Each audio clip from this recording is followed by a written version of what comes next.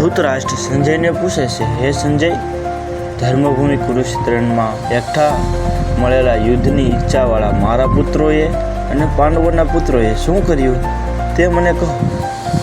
આ સાંભળી સંજય બોલ્યો, હે રાજન, વહ્યુમાં ગોઠવાયેલી પાંડવોની સેનાને જોઈ રાજા દુર્યોધન દ્રોણાચાર્ય પાસે જઈ આ પ્રમાણે વચન બોલ્યો, હે આચાર્ય, આપના બુદ્ધિમાન શિષ્ય દ્રુપદ પુત્ર ધૃષ્ટદ્યુમ્ન દ્વારા વ્યૂહરચનામાં ગોઠવાયેલી પાંડુ પુત્રોની આ વિશાળ સેનાને તમે જુઓ.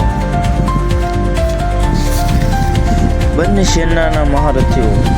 આ સેનામાં મહાબલી ભીમ અને ધનુર્ધર અર્જુન જેવા શૂરવીર અને મોટા પરાક્રમીઓ, મહારથી યુયુધાન, વિરાટ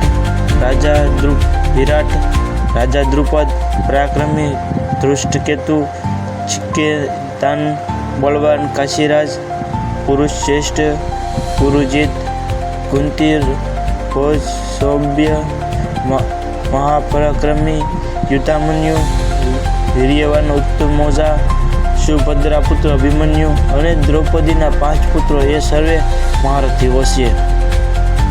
એ દ્વિજશ્રેષ્ઠ. હવે આપણા પક્ષમાં પણ જે મુખ્ય શ્રેષ્ઠ યોદ્ધા છે તે અંગે તમે સાંભળો.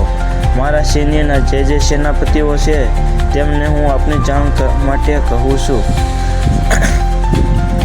એક તો સ્વયં આપ દ્રોણાચાર્ય તથા ભીષ્મ પિતામહ, કર્ણ તથા યુદ્ધમાં સદા વિજય પામનાર કૃપાચાર્ય તથા એવા જ અશ્વત્થામા, વિકર્ણ અને સોમદત્તનો પુત્ર ભીરીશ્વા તથા જયદ્રથ અને બીજા ઘણા શૂરવીરો મારા માટે જીવન સમર્પણ કરનારા છે.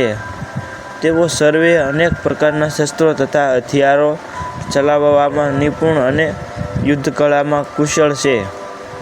ભીષ્મ પિતામહ હવે વડે રચાયેલું આપણું તે સૈન્ય સર્વે પ્રકારે અજેય છે, પરંતુ ભીમ વડે રચાયેલું તેમની આ સેના જીતવામાં સુગમ છે. તેથી વ્યૂહના સર્વે પ્રવેશ માર્ગો ઉપર મોરચા પ્રમાણે દ્રઢપણે સ્થિર રહી આપ બધાએ ભીષ્મ પિતામહનું જ બધી બાજુથી રક્ષણ કરજો.